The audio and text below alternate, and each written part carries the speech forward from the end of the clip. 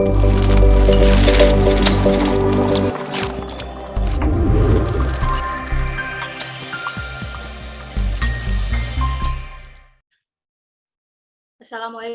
warahmatullahi wabarakatuh.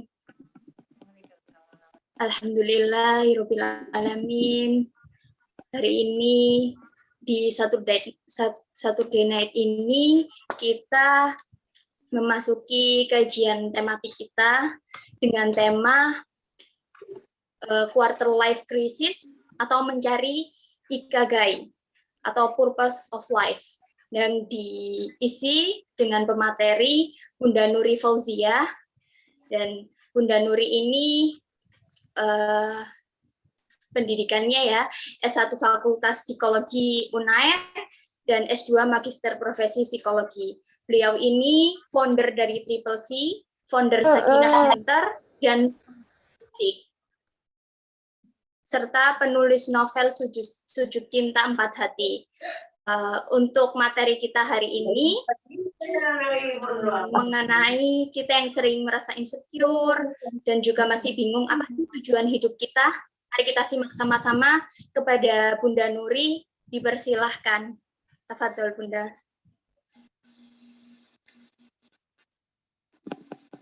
Oke, jazakillah khair di Etri. Assalamualaikum warahmatullahi wabarakatuh. Alhamdulillah, nahmaduhu wa nasta'inuhu wa nastaghfiruhu wa na'udzu billahi min syururi anfusina wa min sayyiati a'malina. May yahdihillahu fala mudilla lahu wa may yudlil fala hadiya lahu. Asyhadu an la ilaha illallah wahdahu la syarika lah. Asyhadu anna Muhammadan abduhu wa rasuluhu la nabiyya ba'da. Rabbi israh li sadri wa yassir li amri wa hlul 'uqdatam min lisani yafqahu qawli. Raditu billahi rabba wa bil islami dina wa Muhammadin nabiyya wa rasula.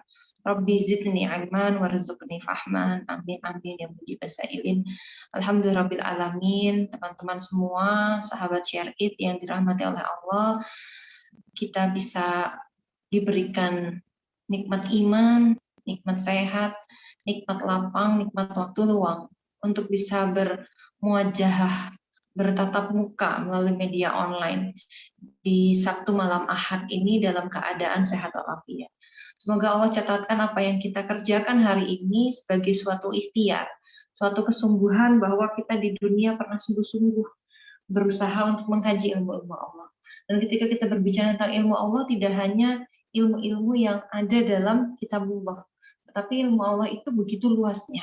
Ilmu-ilmu yang ada dalam penciptaan alam semesta, dalam setiap pengalaman yang Allah hadirkan terjadi dalam kehidupan kita, dalam setiap perjumpaan kita dengan orang-orang yang Allah izinkan terjadi menjumpai kita dalam kehidupan kita, maka itu adalah sebuah ilmu yang patut juga untuk kita renungi bersama sebagai sebuah ikhtiar kita untuk menjalankan hidup dengan sebaik-baiknya. Pada kesempatan kali ini, kajian tematik dari Syar'id mengangkat tema yang saya yakin ini akan relate banget ya sama teman-teman sahabat Syar'id, yaitu tentang quarter life crisis ya. Teman-teman panitia bisa untuk share screen. Oke. Ketika kita berbicara tentang quarter life crisis ya, kira-kira bagi teman-teman apa sih yang ada dalam benak teman-teman ya? Silahkan tulis di kolom chat ya. Kira-kira apa yang ada dalam benaknya teman-teman ketika mendengar kata quarter life crisis. Oke, silahkan saya tunggu sambil kita menunggu teman-teman yang lain juga ikutan gabung, ikutan join dalam kajian kita malam ini. Oke, saya kasih 1 menit ya. Silahkan tulis what's on your mind. Apa yang ada dalam benak teman-teman ketika mendengar kata quarter life crisis. Silahkan.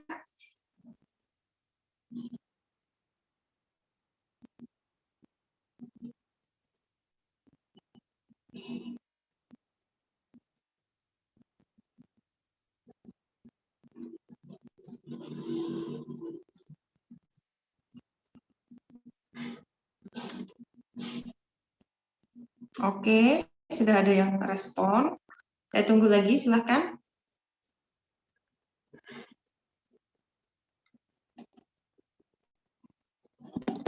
Oke, saya baca ya. Oke. Quarter life crisis adalah galau akan masa depan, entah karir maupun yang lain. Masa bimbang perpindahan dari masa penempuan pendidikan menuju karir atau pekerjaan. Oke.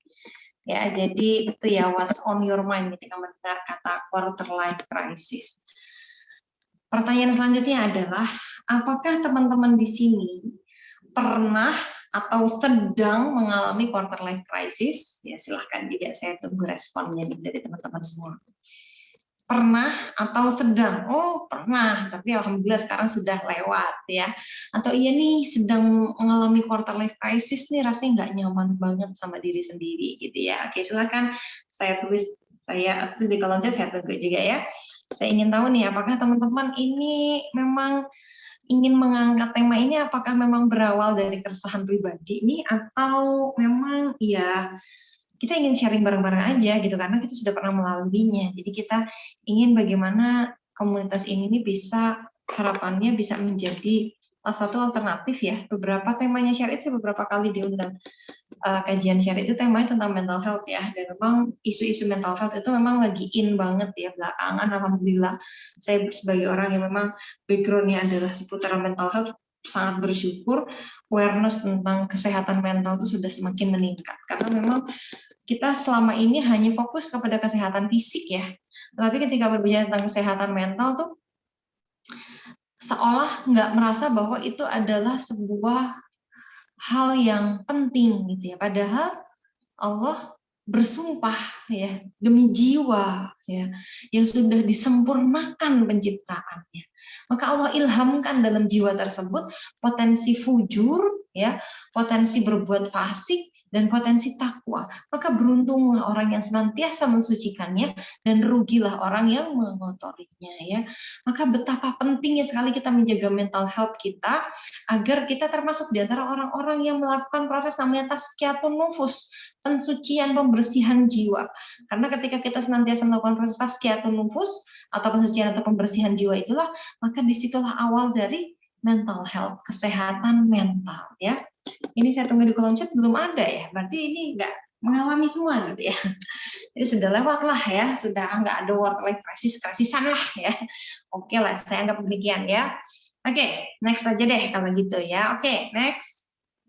Apa itu quarter life crisis? Jadi kalau quarter life crisis itu gampangannya ya, itu adalah sebagai suatu situasi psikologis ya yang dihadapi oleh mostly ya kebanyakan orang di periode awal 20-an hingga pertengahan 30-an. Nah, jadi kalau misalkan teman-teman yang hari ini berusia medio 20-30-an itu pasti ada yang mengalami quarter life crisis ya, seperti itu. Nah, biasanya ini ditandai dengan ketidakpercayaan diri, ragu-ragu, kecewa dengan diri sendiri, ya, ngerasa kayak belum berguna, gitu ya, kayak ngerasa hidup ini tuh belum melakukan something big, gitu ya. Dalam hidup kita tuh kayak belum melakukan suatu hal yang dahsyat gitu ya, kayak belum berkontribusi nih, kayak belum bermanfaat nih kita nih gitu sebagai manusia yang sudah hidup selama 20 atau 30 tahunan ya. Nah, itu secara umum atau gampangannya ketika kita berbicara tentang quarter life crisis. Nah, sedangkan untuk ciri-ciri dari quarter life crisis sendiri adalah yang pertama, individu itu akan cenderung ragu dengan dirinya nih. Udah bener nggak ya pilihan karirku nih? Jangan-jangan aku nggak cocok nih berkarir di sini. Jangan-jangan ini aku salah jurusan nih, masuk kuliah nih. Atau jangan-jangan ini aku pilihan jodohnya nih salah nih. Jadi kayak diselimuti dengan keraguan gitu ya. Mau melakukan segala sesuatu tuh kayak penuh ragu-ragu gitu. Mau bisnis gimana ya? Aku mau bisnis ini, mau mulai bisnis. Kayak takut gitu untuk memulai ya. Lalu yang selanjutnya adalah merasa gelisah. Jadi ketika individu ini mulai kayak sering rasa gelisah, tidur nggak tenang, overthinking, banyak gitu yang dipikirin, jam 2, jam 3 tuh mata kayak masih melek aja gitu kan, kayak gelisah terus, kayak ngerasa bahwa kayaknya akan ada sesuatu yang buruk nih terjadi, padahal besok ya nggak ada apa-apa. ya just fine aja ya, seperti hari-hari sebelumnya. Ya, jadi nggak ada hal yang selama ini kayak kita khawatirkan, tapi hati ini nggak pernah tenang, gelisah terus ya. Ini diantara ciri-ciri quarter life crisis. Nah, apakah teman-teman mengalaminya? Ya, silahkan teman-teman bertanya kepada diri sendiri. Lalu yang selanjutnya adalah sulit mengambil keputusan. Kita akan cenderung mau ngambil keputusan tuh kayak lama gitu, kayak bingung gitu ya. Karena kita mau udah ragu, lalu kita juga ngerasa gelisah, yang tadi disampaikan juga kayak ada episode periode galau, sehingga mau ngambil keputusan tuh kayaknya tuh sulit gitu, sehingga keputusan-keputusan diambil tuh cenderung keputusan-keputusan yang receh gitu, keputusan yang nggak penting gitu ya. Seharusnya dia melakukan keputusan A, malah dia tuh melakukan keputusan Z yang nggak nyambung dan disesali setelah itu. Nah, itu diantara ciri kita atau mungkin seorang di luar sana mengalami yang namanya quarter life crisis. Jadi krisis di periode waktu usia 20-an sampai 30 awal. Lalu di antara ciri-ciri kita mengalami quarter life crisis selanjutnya itu adalah kurang motivasi gitu, kayak motivasi kita mau ngapa-ngapain tuh kayak udah nggak ada, kayak udah lemes gitu. Kayak nanti paling aku kalau bisa aku gagal lagi nih. Nanti aku kalau misalkan nyari pengalaman di tempat lain nanti aku nggak bisa adaptasi nih.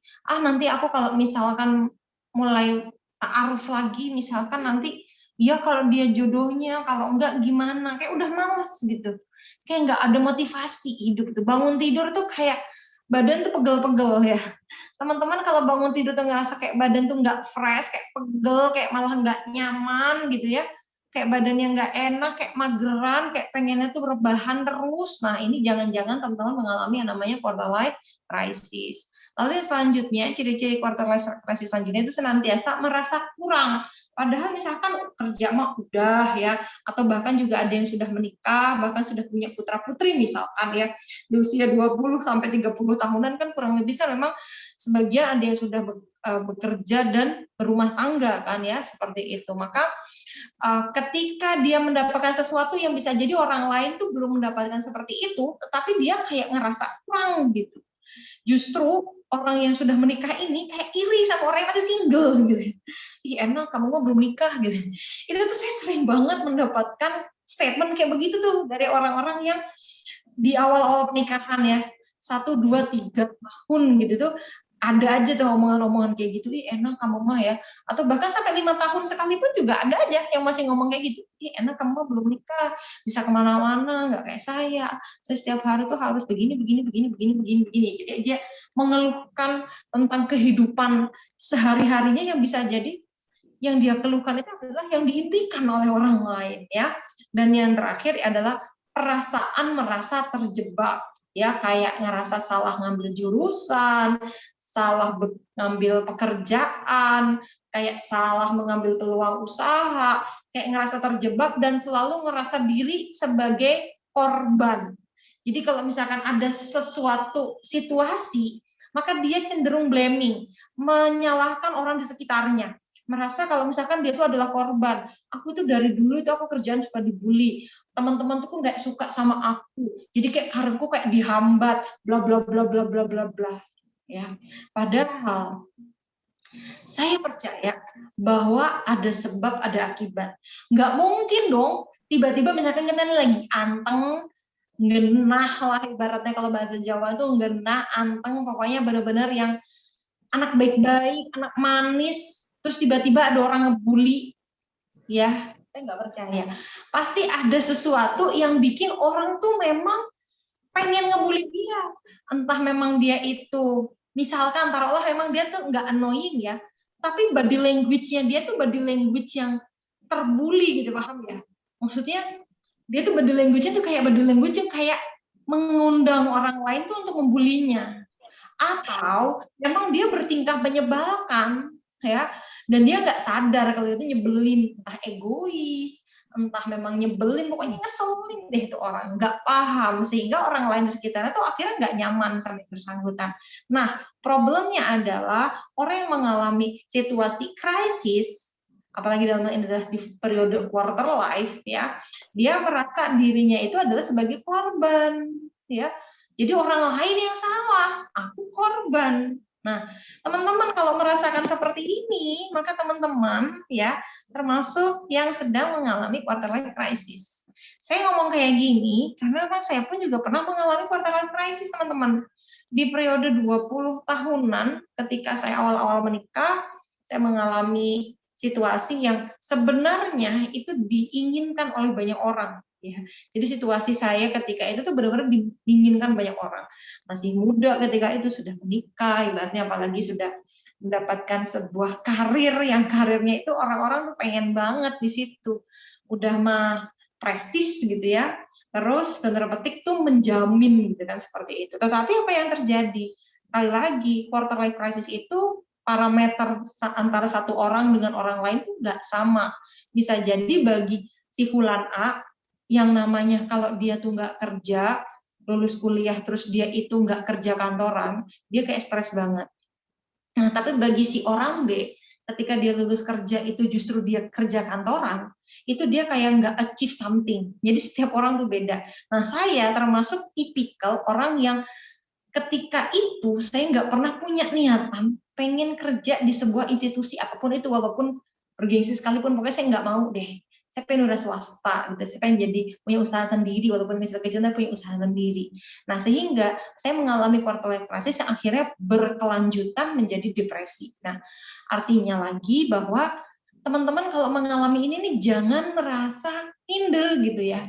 Ah, aku mengalami quarter life crisis nih, akhirnya pura-pura bahagia gitu ya, biar menutupi bahwa kita itu memang sedang nggak baik-baik aja. Nah, kalau kita itu tidak segera mengatasi problem yang ada dalam diri kita, maka itu nanti akan menjadi dampak sistemik di kemudian hari. Kita akan mengalami periode kehidupan kita di fase selanjutnya itu dengan tidak bahagia. Naudzubillah, jangan sampai ya. Maka pastikan bahwa ketika teman-teman mengalami hal ini, ciri-ciri ini, maka yuk ya teman-teman berusaha untuk, ayolah saya pengen berusaha untuk memperbaiki diri saya sendiri nih agar menjadi pribadi yang lebih baik gitu kan, seperti itu. Nah, oleh karenanya gimana caranya ya kita harus tahu dulu secara umum basic ilmunya tuh kayak apa biar kita paham ketika kita mau memperbaiki diri, ibaratnya mau healing gitu ya, kita nggak asal healing lalu hilang, tapi memang healingnya itu dengan ilmu. Nah, kita mau menuju kepada yang kita harapkan itu sesuai dengan ilmu yang Allah amanahkan kepada kita. Maka next, ketika kita berbicara tentang quarter life crisis, maka ini adalah di medio usia dewasa awal ya. Karena usia quarter life itu adalah seseorang memasuki fase dari fase remaja beranjak kepada fase dewasa. Tapi dewasanya itu fase dewasa itu ada 3 tahapan ya. Ada early adult, ada middle adult, sama older adult. Ada dewasa awal, dewasa manja, dan dewasa akhir. Nah, dewasa awal itu usia 20, 21, 22 sampai kurang lebih 35-an. Nah, itu fase dewasa awal. Ya. Nah, di mana tugas perkembangan di fase ini adalah mulai memilih pasangan hidup. Ya, lalu belajar hidup bersama suami atau istri rumah tangga, lalu mulai hidup dalam keluarga atau hidup berkeluarga, lalu mulai mengelola rumah tangga, mulai bekerja ya dalam suatu jabatan, pokoknya intinya tuh sudah mulai punya achievement ya, dan mulai bertanggung jawab sebagai warga negara. Kalau dulu kita itu masih dikenal sebagai oh ini anaknya Bu siapa, misalkan anaknya Pak Slamet, anaknya Bu Slamet. Ketika kita sudah lulus kuliah, kita sudah memasuki fase early adult ya, dewasa awal, maka kita tidak lagi, apalagi kalau sudah menikah, kita tidak lagi menyandang secara apa ya, apa namanya tuh kayak semacam julukan bahwa ini kita ini adalah anaknya Pak ini, itu nggak terlalu melekat teman-teman. Kita sudah mulai dipandang sebagai sesosok individu yang mandiri. Oh ini si Anu, ya memang iya anaknya si bapak ini, ibu ini, tetapi dilihat itu bukan karena melihat anaknya bapak ini atau ibu ini, tapi dilihat karena memang punya kapabilitas. Dilihat itu punya karakter yang menonjol, bukan lagi dilihat hanya sebagai anak dari bapak ibu fulan fulanah ya.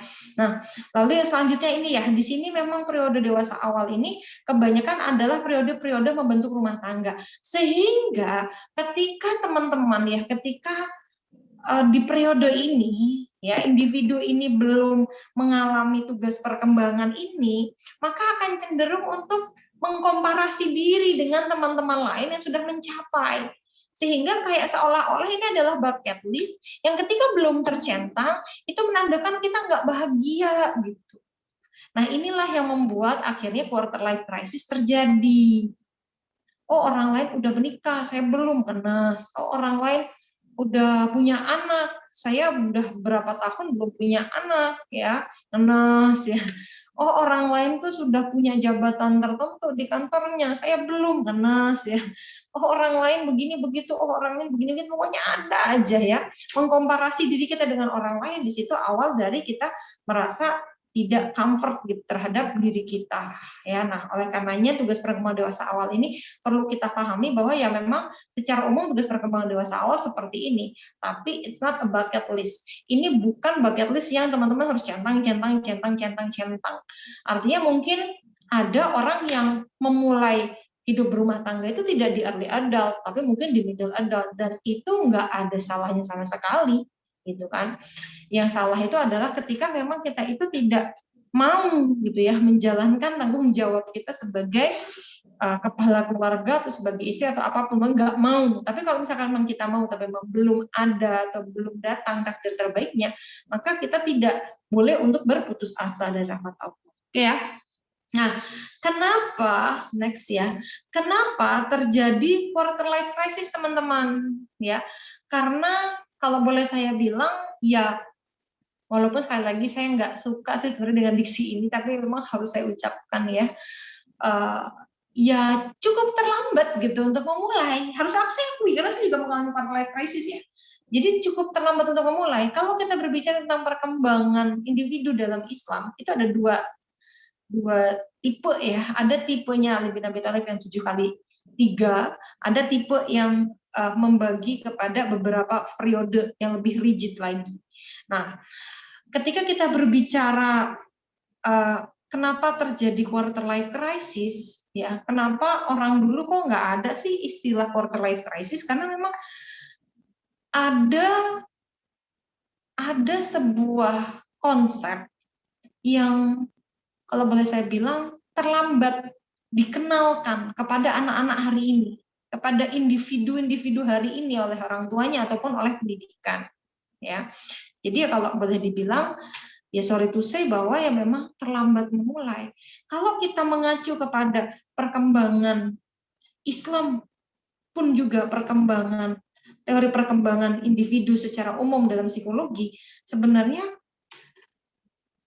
individu itu, nah tadi ya, dewasa awal itu harapan dia sudah mengambil peran ya, entah dia itu sudah bekerja, sudah mengambil tanggung jawab, ataupun juga sudah berumah tangga. Artinya di fase quarter life itu individu itu sudah mengambil peran.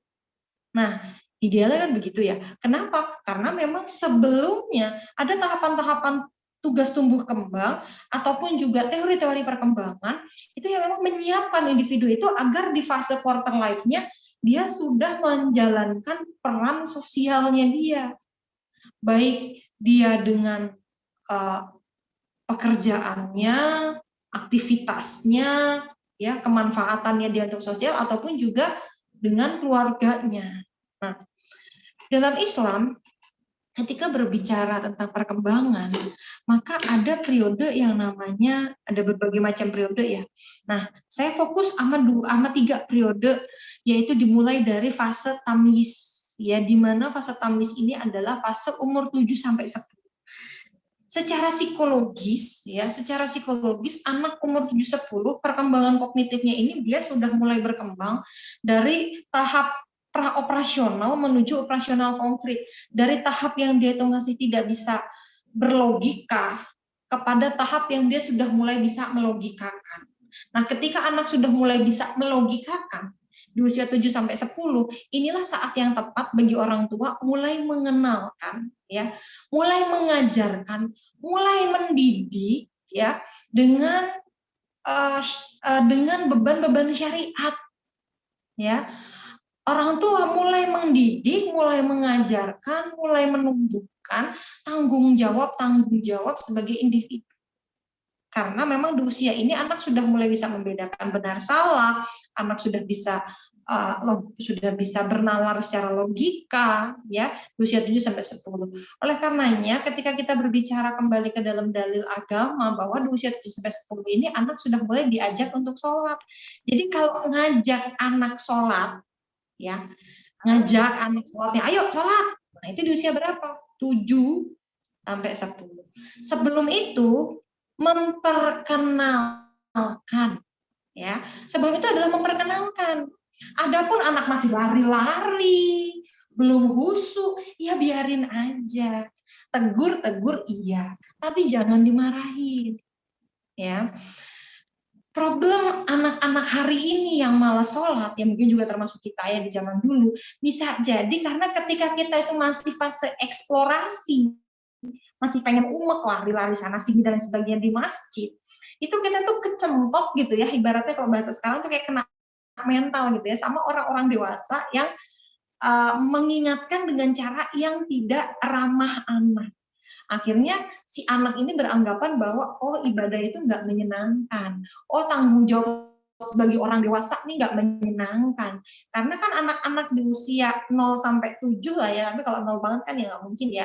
Paling muncul mulai itu di usia 4, 5, 6 tahun. Anak mulai seneng nih, bantu-bantu orang tuanya, mulai tumbuh inisiatifnya, pengen nyapu, pengen ngepel, pengen bersih motor, pengen ke dapur, dan lain sebagainya. Nah, orang tua bilang seperti apa? Jangan, wes kamu ngerusui ya, wes main aja sana, gak usah ngerusui ibumu, gak usah ngerusui bapakmu, ya kan?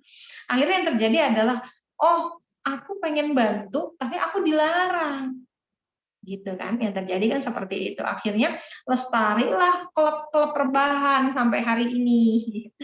Nah, oleh karenanya, ketika dia masa tamis, ini adalah fase di mana orang tua itu memperkenalkan syariat. Ini loh nak, syariat kita dengan cara tentu dengan bahasa anak-anak ya. Sehingga nanti di fase amrod, di fase 10 sampai 15, fase pubertas. Nah, maka di sini Rasulullah mengatakan kalau anakmu tidak sholat maka pukullah. Pukulnya di usia berapa? Di usia 10.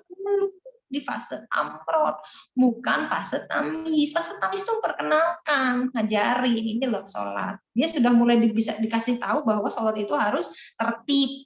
Ya, tertib aja dulu, gak usah kok tuh harus khusyuk. Jangankan bocil ya, kita aja hari ini tuh masih suka bertanya-tanya apakah sholat ini udah khusyuk apa belum. Apalagi bocil, yang penting tertib aja dulu. Artinya dia tuh nggak umek sana kemari, terus dia itu tidak bubar sebelum waktunya. Itu sudah prestasi banget ketika anak 7 tahun itu sudah bisa sholat dengan tertib. Nah, ketika di fase amrod, fase 10 sampai 15, disinilah individu ini ya mulai diperkenalkan bahwa ketika dia tidak menjalankan beban syariat, maka ada konsekuensi loh. Yaitu berupa apa? Yaitu berupa ya kamu berdosa, kamu ini, kamu itu, dan lain sebagainya. Di usia sebelumnya boleh perkenalkan konsep itu, tapi di usia 10-15 tahun ini dalam tanda petik sudah bisa dalam tanda petik diancam ya, dalam tanda petik ya sekali lagi. Makanya kan Rasulullah misalkan anak usia 10 tahun belum sholat, pukul. Itu maksudnya pukul itu dalam rangka memberitahu bahwa ada konsekuensi loh nanti di akhirat yang kamu itu malah tidak bisa nawar lagi di dunia ini. Kamu masih bisa nawar, kamu bisa segera memperbaiki diri. Tapi nanti di akhirat kamu nyesel, kamu pengen balik ke dunia, tapi kamu udah nggak punya kesempatan untuk balik ke dunia. Gampangannya gitu. Cuman cara kita yang ngasih tahu yang kadang yang nggak cocok gitu, yang nggak pas, akhirnya nggak paham. Ya, nah ini di fase amrod. Secara umum tanggung jawab itu sudah mulai diembankan lah kepada anak di fase amrod ini. Jadi kalau misalkan SMP teman-teman kalau ingat-ingat zaman dulu SMP teman-teman itu masih cenderung main, ya, tidak belajar untuk bertanggung jawab, maka wajar kalau hari ini kita mengalami namanya quarter life crisis, karena saya pun juga mengalami di fase SMP. Tapi alhamdulillahnya saya dari SD itu sudah punya muyul ya, sudah punya kecenderungan untuk berwirausaha. Jadi dari kecil itu memang apa aja yang saya punya gitu ya, saya berusaha untuk jual ke yang lain. Misalkan saya punya notebook Ya, saya punya notebook, saya tambahin edit value, saya kasih edit value di notebook tersebut, terus saya jual sama teman-teman saya, ya. Ya namanya jualan kayak begitu, walaupun selaku-lakunya, tapi kan uangnya cuma bisa dipakai buat jajan ciki doang kan, gitu. Tapi kan itu adalah sebuah mental pengusaha lah ibaratnya yang terbangun sejak dini. Nah, hanya saja ini sharing aja ya. Saya insya Allah tidak dalam rangka menyalahkan pihak manapun ya. Tapi ini dalam rangka sharing. Hanya saja ya karena begitu sayangnya orang tua kepada saya, mereka nggak mau ngelihat anaknya tuh susah gitu. Jadi udah kamu nggak usah bisnis-bisnisan, ngapain, udah kamu belajar aja. Padahal ketika misalkan nih orang tua tuh paham bahwa oh ini anak udah muncul nih, diarahkan gitu ya, diarahkan nih sesuai dengan kecenderungannya, sesuai apa yang dia mau, sesuai apa yang dia inginkan, maka insya Allah yang namanya quarter life crisis itu nggak akan terjadi karena dia sudah biasa hustle, biasa struggle di usia dininya, di usia di fase amrotnya. Jadi ketika fase yang memang dia itu masih fearless ya, kalau usia-usia remaja itu kan cenderung fearless ya, kayak nggak punya takut gitu loh. Tapi kalau misalkan kita memulai bisnis itu di fase dewasa, jadi kita suka agak-agak takut, jangan-jangan nanti rugi, nanti gimana kalau gagal, nanti gimana kalau aku dihina gara-gara aku ini itu dan lain sebagainya, misalkan ya. Nah, sehingga akhirnya nggak mulai-mulai nih bisnis. Kalau kita mulainya itu di fase dewasa, kecenderungannya demikian, walaupun ya banyak juga sih yang sukses berbisnis walaupun dia mulainya itu di fase dewasa. Tapi ketika kita dinikan itu sejak dini, di fase-fase ketika memang masih fearless, nggak ada rasa takut ya, hajar baik misalkan kayak gitu, maka ini akan lebih mudah gitu ya untuk bisa mengkondisikan sehingga nanti di fase yang selanjutnya yaitu fase taklif, ketika seorang benar-benar sudah menjadi mukallaf, orang yang benar-benar paripurna mengemban amanah ya, mengemban tanggung jawab, yaitu kalau misalkan dari segi usia itu usia 15 tahun ke atas, kalau dalam psikologi klasik juga 18 tahun ke atas, tapi kalau dalam psikologi kontemporer hari ini itu 21 tahun ke atas. Jadi mungkin semakin terlambat gitu ya. Nah, ketika orang-orang itu ketika individu itu sudah masuk fase mukallaf, harapannya mereka udah enggak kagok ketika memang mereka sudah memikul tanggung jawab secara sosial. Mereka sudah siap. Even mereka misalkan menikah di usia 17, 18, 19 tahun pun mereka sudah punya bekal gitu. Nah, oleh karenanya quarter life crisis ini bisa jadi atau bolehlah dikatakan karena ya ada faktor keterlambatan memulai. Tetapi sekali lagi jangan sedih ya teman-teman. Kalau misalkan memang teman-teman di mana ya aku udah umur 26 ya. Terlambatlah ya. Selama teman-teman itu punya kesadaran dan punya kemauan, maka enggak ada kata terlambat. Oke lah, kita mengalami quarter life crisis, tapi enggak apa-apa. Justru itu akan menjadi penyemangat motivasi kita untuk memperbaiki diri di episode-episode kehidupan yang selanjutnya. Oke ya, next. Nah, maka teman-teman apa yang harus dilakukan nih untuk bisa survive, untuk bisa kita bisa deal gitu ya, kita bisa mengatasi quarter life crisis kita. Maka modal utamanya adalah kenali diri sendiri. Dalam salah satu teori perkembangan psikososial di fase remaja, itu individu itu mulai mencari jati diri. Ketika dia tidak menemukan jati diri, maka ia akan cenderung mengalami namanya role confusion, mengalami kebingungan. Nah, quarter life crisis ini dikarenakan karena ketidakkenalan terhadap diri sendiri. Semakin lama kita nggak kenal diri sendiri, maka semakin lama episode krisisnya. Bahkan ketika sudah melalui quarter life, itu tetap akan mengalami krisis sampai tua, naudzubillah. Tapi semakin cepat kita mengenali diri kita, maka kita akan bisa semakin mudah untuk mengatasi quarter life crisis kita. Nah, next ya.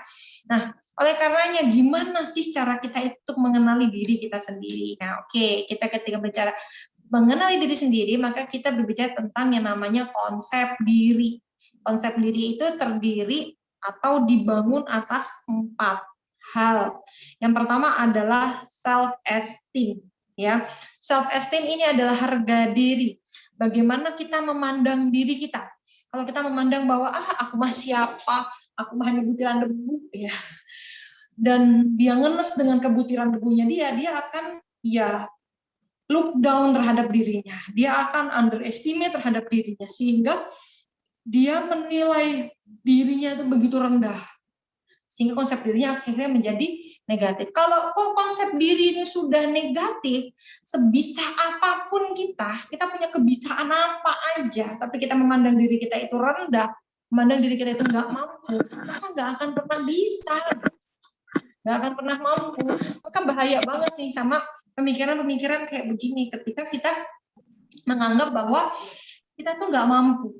Tapi ketika kita itu merasa mampu, kita bisa melalui ini. Walaupun kita itu memang aslinya nggak bisa, tapi kita akan berusaha untuk mencari cara, gimana caranya agar kita beneran jadi bisa. Gitu. Nah, kalau misalkan ada orang menganggap bahwa iya aku ini memang butiran debu, tapi butiran debu itu bisa dipakai untuk bersuci alias tayamum, maka dia akan menjadi positif. Memang aku ini nggak punya kebisa, ya. Aku ini just a follower. Aku bukan born to be a leader. Aku ini a follower. Tapi kalau misalkan kita berusaha untuk mengambil sisi positif dalam hal yang paling sepele dalam hidup kita sekalipun, maka ini akan membantu untuk meningkatkan konsep diri kita. Ya. Lalu yang selanjutnya, yang aspek yang membangun konsep diri ini juga adalah body image. Ya, bagaimana kita memandang tubuh kita, citra tubuh kita itu gimana? Kalau citra tubuh kita itu harus misalkan yang awet ya, yang perempuan nih, kalau citra tubuh kita ini harus kayak supermodel gitu, kayak Gigi Hadid, kayak Bella Hadid misalkan ya, maka ketika kita overweight gara-gara itu kita kebanyakan rebahan, maka itu stres banget. Kita akan insecure sama tubuh kita yang gede, kita akan insecure sama pipi kita yang cabi, kita akan insecure sama hidung kita tuh yang mancungnya ke dalam, kita akan insecure sama mungkin tubuh kita nih yang enggak putih, enggak glowing ya, misalkan seperti itu. Tetapi ketika kita memiliki citra tubuh yang proporsional, yang tepat, maka ini akan membantu kita untuk bisa sampai kepada konsep diri yang positif. Maksudnya proporsional atau tepat gimana? Contoh, kalau misalkan memang kita ini memang bakat gemuk, artinya memang dari keluarga juga gemuk, juga dari kecil kita oek-oek brojol juga emang udah gemuk, lalu kita punya body image itu harus sebesar kelingking ya, alias harus langsing banget, harus kurus banget, maka kita akan selamanya tuh depres, akan selamanya itu stres karena kita nggak akan pernah sampai kepada body image ideal kita. Tapi kalau misalkan kita menganggap bahwa nggak masalah tubuh besar, yang penting aku sehat, yang penting aku tetap lincah, dan yang penting aku tidak ngerasa nggak nyaman sama tubuh. Nah, maka ini membantu konsep diri positif. Maka pastikan teman-teman, biasanya yang kayak gini khususnya perempuan ya, pastikan teman-teman memiliki yang namanya body image atau citra tubuh ini yang proporsional, ya, yang proporsional, yang memang dengan kondisi kita hari ini itu yang tidak kayak jauh langit dan bumi gitu ya. Jadi yang proporsional aja, dan jangan sampai kita kebentuk sama konstruksi sosial yang menganggap bahwa perempuan cantik itu adalah yang langsing, yang tinggi, yang mancung, yang putih dan lain sebagainya. Hari ini dunia berusaha untuk merubah konstruksi sosial tersebut. Teman-teman menyadari gitu ya, bahwa kampanye-kampanye yang dilakukan oleh Hollywood ini adalah gimana caranya mereka memunculkan orang-orang yang selama ini dianggap tidak cantik gitu ya, sebagai lakon-lakon ya, sebagai bintang-bintang utama gitu kan, seperti itu. Ini konstruksi sosial yang lagi dibangun. Saya nggak tahu hidden agendanya apa di balik semua ini, tapi yang jelas konstruksi sosial ini sedang dibangun. Nah, oleh karenanya, daripada kita ngikutin konstruksi sosial, lebih baik kita mengkonstruk diri kita sendiri, yang namanya body image ideal saya itu adalah yang seperti apa, A, B, C, D, F, G, dan lain sebagainya. Sekali lagi, yang proporsional, yang relevan memang dengan diri kita sebagai orang Indonesia, ya, seperti itu. Lalu yang selanjutnya, yang membentuk konsep diri kita itu juga adalah personal identity. Identitas pribadi kita. Contoh, saya lahir dari bapak fulan, ibu fulana, saya dari suku mana, saya karakter saya seperti apa, saya anak keberapa dan sebagainya. Pokoknya identitas yang melingkupi diri kita secara personal, ya. Nah, kalau seringkali nih ya, ada sebagian orang yang dia tuh masih belum berterima gitu ya, belum nerima nih dengan personal identity-nya. Dia masih belum terima kalau misalkan dia lahir dari orang tua yang melahirkannya. Dia masih belum terima kalau punya kakak adik seperti saudara kandungnya. Dia masih belum terima kalau misalkan dia, ya pokoknya macam-macam. Dia masih belum terima, dia denial gitu ya. Dia nggak mau terima ya. Maka ini akan membentuk konsep dirinya itu akan negatif. Tapi ketika kita berterima gitu ya memang sih pengennya ya teman-teman mungkin di sini ya, pengennya punya bapak ibu tuh seperti Raffi Ahmad dan Nagita Slavina gitu ya. Jadi dari bayi itu sudah auto sultan gitu ya. Tetapi bahwa ya takdir Allah kita lahir dari orang tua kita, dan sekali lagi itu sudah yang terbaik ya. Bisa jadi mungkin kalau orang tua kita itu bukan orang tua kita hari ini, nggak ada kita hari ini nih, yang malam Ahad kayak gini nih kita semangat untuk kajian ya. Karena orang tua kita seperti hari ini, maka membentuk diri kita yang sekarang. Maka semua rentetan episode kehidupan yang terjadi dalam hidup kita adalah untuk membentuk kita yang hari ini. Maka berterima kasihlah untuk semua episode yang pernah dilalui. Ya, tidak perlu merasa rendah diri, minder, atau bahkan tidak terima, karena itu adalah yang membentuk kepribadian kita hingga hari ini. Yang terakhir adalah role performance ya. Apa tuh role performance? Peran sosial. Kalau kita menganggap bahwa peran sosial yang paling hebat itu adalah menjadi bos, dan kita nggak pernah ngalamin jadi bos, maka selamanya kita akan menjadi karyawan yang tidak bahagia. Tapi kalau misalkan role performance kita menganggap bahwa mau kerja apapun deh, mau jadi pengusaha, mau jadi karyawan, mau jadi apapun, yang paling penting adalah bermanfaat, lillahi ta'ala, dan bahagia ya. Jadi kita akan lebih punya standar yang relevan, dan kita punya konsep diri yang lebih positif. Nah, inilah yang membentuk konsep diri kita, inilah yang membentuk kita untuk bisa mengenali diri kita. Kalau kita bisa mengenali diri kita, maka kita akan mudah untuk bisa mencapai tujuan hidup kita. Ya, tujuan hidup kita itu sangat dekat dengan bagaimana kita mengenali diri kita. Peran yang Allah ciptakan untuk kita ini apa? Ya, maka semakin kita mengenal diri, maka kita akan semakin tahu Allah menginginkan kita menjalankan peran kehidupan apa. Next, ya, quarter life crisis ini terjadi karena adanya gap antara ideal self kita dengan real self-nya kita.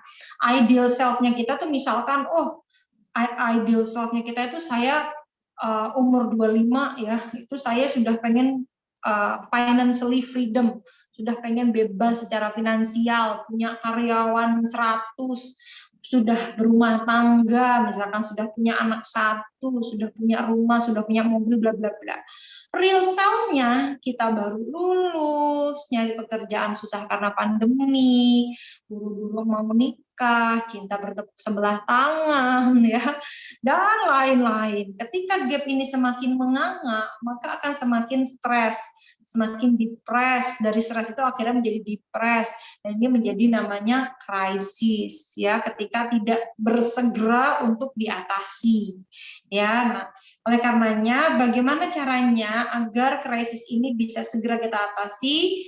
Perkecilah gap antara ideal self dan real self. Caranya sesuaikan ideal self dengan kondisi kita, tetap harus di atas ya, namanya juga ideal self, tapi jangan terlalu tinggi. Dan setelah itu adalah tingkatkan real self-nya kita sehingga ketemunya itu tidak jauh, tidak yang terlalu jomplang, tapi ininya diturunkan, ininya dinaikkan. Akhirnya kan, nggak jauh kok mencapai ideal self, gap-nya tidak terlalu luas sehingga krisisnya akan lebih mudah untuk bisa diatasi. Next, nah, menurut Maslow ya, bahwa setiap manusia itu punya yang namanya hierarki kebutuhan, mulai dari yang paling basic yaitu kebutuhan fisiologis ya, kebutuhan rasa aman, nyaman ya, kebutuhan biologis kita, sandang, pangan, papan, rasa hangat ya, karena kalau kita hidup di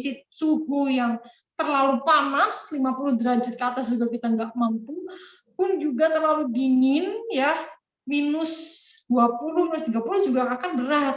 Maka yang paling enak itu memang hidup di Indonesia. Maka Indonesia itu ibaratnya seperti surga ya. Kita nggak perlu menyesuaikan outfit kita hanya gara-gara kita udah ketemu musim mau hujan. Ya bagi kita itu outfit mau musim hujan, musim kemarau, musim durian, musim rambutan ya sama aja gitu. Bagi mereka yang berada di subtropis ya di 4 musim, mereka punya outfit itu dengan sesuai dengan musim dan itu sangat merepotkan sekali ya. Maka bersyukurlah kita yang hidup di Khatulistiwa ini diberikan Allah kemudahan dalam menjalankan kehidupan. Nah, itu harus kita syukuri. Lalu naik yang selanjutnya itu adalah kebutuhan rasa aman nyaman ya. Setelah kebutuhan fisiologis terpenuhi, maka kebutuhan selanjutnya adalah kebutuhan psikologis, kebutuhan untuk dia merasa aman, merasa nyaman. Karena kalau misalkan dia merasa aman nyaman, maka dia akan mudah untuk mengakses cita-cita, harapan, keinginan lain yang lebih tinggi. Bayangkan kalau dia sudah nggak ngerasa aman, maka dia mau ngapa-ngapain aja sudah insecure duluan kan. Mau mungkin mau kerja di tempat mana, dia udah insecure duluan. Mau melamar gadis ya, dia juga udah insecure duluan. Terus ya mau melakukan apapun tuh kayak nggak aman gitu, rasanya tuh kayak nggak comfort gitu ya. Nah, oleh karenanya ini kebutuhan psikologis yang memang harus dipenuhi. Kalau kebutuhan rasa aman, nyaman sudah terpenuhi, maka akan mudah untuk bisa memenuhi kebutuhan yang selanjutnya, itu adalah kebutuhan mencintai, dicintai, baik oleh teman sebaya kita, peer group kita, ataupun oleh pasangan. Ini harapannya pasangan halal dong ya. Nah, biasanya nih, kalau kita itu skip dari kebutuhan safety ini skip nih, kita langsung jump ke kebutuhan love and belonging. Yang terjadi, memang dia misalkan oke lah dia punya sahabat, atau misalkan ya ini bukan kita ya, ada yang lain lah ya. Misalkan ada nih si Fulan itu misalkan punya pacar, atau ya punya suami atau punya istri lah, punya pasangan gitu ya. Nah, akan kecenderungan untuk posesif dan cemburu buta. Kenapa? Karena dia basicnya nggak nyaman, nggak aman gitu, sehingga ada apapun kayak jadi kompetitor gitu. Dan ini akan membuat menjadi posesif terhadap pasangannya, menjadi posesif terhadap temannya. Ya, kalau kita pengen sehat secara relationship kan tentu kan kita pengen yang sama-sama saling percaya. Maka pastikan bahwa kebutuhan sebelumnya itu terpenuhi. Nah, kalau kebutuhan biologis sudah terpenuhi, kebutuhan psikologis sudah terpenuhi, kebutuhan sosial sudah terpenuhi, maka kita akan lebih mudah untuk achieve something yang emang kita cita-citakan ya. Untuk apa? Meningkatkan self esteem kita ya. Nah, kebutuhan untuk bisa meningkatkan self esteem kita, baik berupa prestasi, pencapaian dan lain sebagainya lah pokoknya. Nah, kalau itu sudah tercapai juga, maka aktualisasi diri ini kebutuhan yang paling tinggi ini akan lebih mudah tercapai. Di mana seseorang itu sudah tidak melakukan sesuatu itu bukan lagi karena dia pengen achieve something yang membuat dia harga dirinya meningkat, tapi dia mau melakukan sesuatu yang memang dia sukai. Baik misalkan orang lain itu mengapresiasi, memberikan kredit ataupun enggak, dia mau melakukan itu, ya dia akan melakukan itu aja. Tapi ketika dia itu mau melakukan sesuatu karena masih ingin dapat pujian, prestasi dari orang, nah kecenderungannya masih di kebutuhan yang esteem itu tadi. Tapi kalau yang udah self aktualisasi diri itu kayak orang yang udah pengen bermanfaat aja, dia pengen melakukan segala sesuatu itu karena kebebasan ya. Kebebasannya tentu bukan kebebasan yang gimana-gimana ya, tapi kebebasan dalam hal ini adalah sebagai seorang hamba yang merdeka. Selama di situ ada keridhaan Allah, maka dia akan kerjakan. Ini saya mengcombine antara teori kebutuhan Maslow dengan konsep ketauhidan dalam versi Islam ya, di mana memang ketika kita berbicara ikhlas itu ada tahapannya juga, ikhlasnya budak, ikhlasnya pedagang, sama ikhlasnya hamba yang merdeka. Ikhlasnya budak itu dia melakukan sesuatu itu ya dia melakukan, dia beribadah, dia melakukan untuk mendapatkan dia melakukan sesuatu yang entah itu ibadah mahdo ataupun ghair mahdo karena dia takut kalau misalkan kalau dia tidak lakukan itu nanti dia akan dapat kesialan hukuman atau dapat siksa atau dapat dosa ya. Itu ibadah orang yang takut. Budak kan gimana sih kalau nggak dikerjakan kan takut dipecut sama majikannya kan kayak gitu. Nah, naik lagi ke level selanjutnya itu adalah ibadahnya para pedagang, di mana mereka melakukan sesuatu itu bukan lagi karena takut, tapi karena pengen cari untung. Oh, misalkan besok aku ujian nih, gimana caranya agar aku tuh bisa ngerjakan ujian dengan tenang. Maka biasanya kan teman-teman kalau zaman sekolah atau kuliah dulu kan mau ujian kan biasanya qiyamul ya, atau tahajud deh. Nanti udah selesai dibagikan KRS-annya ya, KHS-nya ya, atau sudah dibagikan rapotnya, atau sudah sudah dapat sekolah ataupun kampus yang diinginkan, udahlah besoknya ya lewat lagi qiyamul lailnya, naudzubillah ya. Tapi seperti itu boleh nggak? Boleh, selama tetap niatnya lillahi ta'ala, tapi dia menginginkan dengan ridhonya Allah tersebut, Allah mendatangkan kemudahan untuk kehidupannya dia. Boleh. Itu namanya ikhlasnya pedagang. Nah, yang paling tinggi, yang paling paripurna adalah ikhlasnya level hamba merdeka.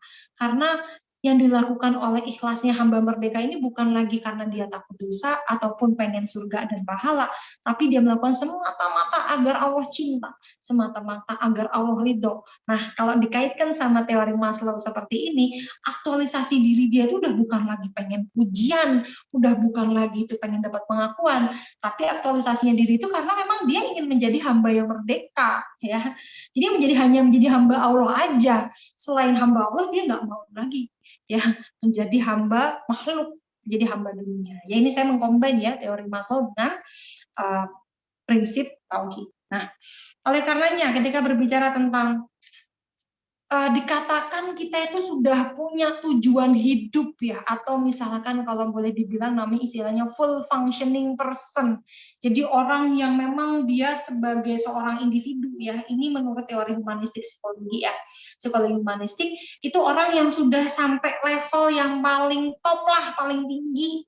Dia yang sudah mindfulness, dia yang udah dalam istilah psychological well-being, udah benar-benar yang full functioning sebagai manusia, itu dia sudah yang pokoknya berfungsi paripurna optimal. Nah, ini ketika dia memenuhi 5 hal. Yang pertama itu adalah dia terbuka terhadap pengalaman, dia nggak takut untuk mencoba, ya, openness to experience. Yang kedua, dia adalah existential living, ya. Apa itu existential living? Dia hidupnya itu berkembang. Jadi kalau ada yang dikatakan bahwa kalau kita self love itu kan berarti kan kita harus menerima diri kita. Tapi kalau misalkan kita menerima diri kita, tapi ya udahlah kita gini aja, kan aku kan mencintai diri saya sendiri gitu kan. Nah itu dia self love yang kurang tepat ya, self love yang ya kurang proper aja lah ya, kurang tepat lah ya. Nah, kalau emang dia benar-benar self love, dia nggak akan biarkan hidupnya, dirinya berhenti aja di situ. Dia akan mengalami namanya existential living. Dia akan berusaha untuk berkembang ya, berusaha mengembangkan lagi dirinya, untuk apa? Ya, kalau dalam konteks sebagai muslim tentunya untuk apa? Untuk mencari sebanyak-banyaknya keridhaan Allah. Sebagaimana Sya'ban sahabat Rasulullah ketika sakaratul maut, istrinya menceritakan betapa Sya'ban ketika sakaratul maut itu mengucapkan andai lebih jauh, andai lebih banyak, andai lebih baik ya. Karena memang ketika sakaratul maut itu langsung dijelaskan Rasulullah, apa sih maksudnya kok Sya'ban ketika sakaratul maut ini mengatakan 3 hal tersebut. Nah, Rasulullah itu menceritakan bahwa ketika Sya'ban sakaratul maut ditampakkanlah amalan-amalan terbaiknya Sya'ban. Ya, ternyata amalan terbaiknya Sya'ban itu 3 hal. Yang pertama itu adalah berangkatnya Sya'ban dari rumahnya ke Masjid Nabawi yang jaraknya itu kurang lebih 1 jam sampai 2 jaman jalan kaki. Ya. Nah, Sya'ban merasa bahwa andai lebih jauh, andai saya jalan lebih jauh lagi, pasti pahalanya lebih banyak lagi. Lalu yang kedua itu adalah andai lebih banyak. Nah, itu juga peristiwa ketika Sya'ban itu bersedekah, tapi ternyata menurut Sya'ban, menurut standar Sya'ban ya, itu sedekahnya itu kurang banyak gitu. Andai lebih banyak, pasti pahala yang diberikan lebih banyak lagi. Yang selanjutnya itu adalah andai lebih baik, karena dia pernah memberikan sesuatu yang menurut standarnya dia itu kurang bagus gitu. Andai kan dia memberikan sesuatu yang lebih baik.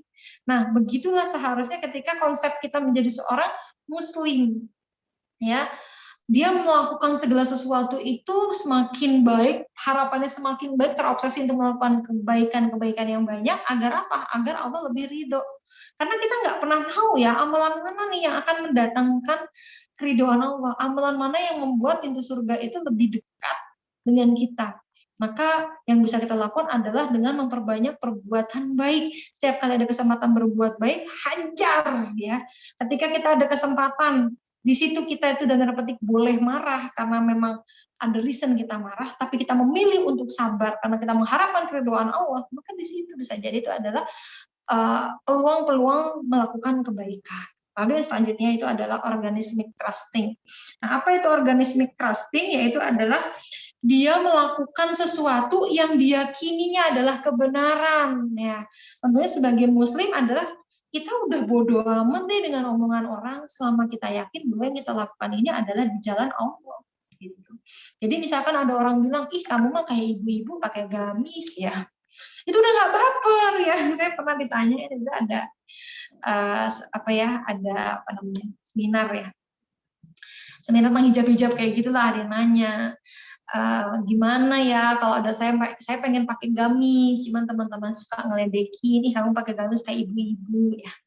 Saya bilang gini, ih kamu jangan usah baper, kamu gak usah ngerasa tersinggung, justru bersyukur, bilang aja ya alhamdulillah kayak ibu-ibu ya daripada kayak bapak-bapak.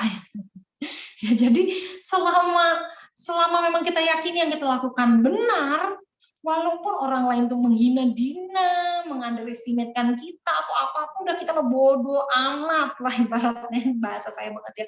Bodoh amat lah, pokoknya saya mah pengen lillahi ta'ala aja. Yang penting di situ ada ridho Allah, hajar gitu ya, nggak peduli orang lain ngomong apa. Ya, kalaupun kita mendengarkan orang lain itu ya dalam rangka kita memperbaiki diri aja lah ya, tapi tidak lantas menghentikan langkah kita melakukan perbuatan baik. Lalu yang selanjutnya, orang yang sampai kepada purpose of life-nya ya, yaitu purpose of life-nya ya sampai pada full functioning person ini adalah mereka yang kreatif, orang yang enggak gampang mati gaya ya. Jadi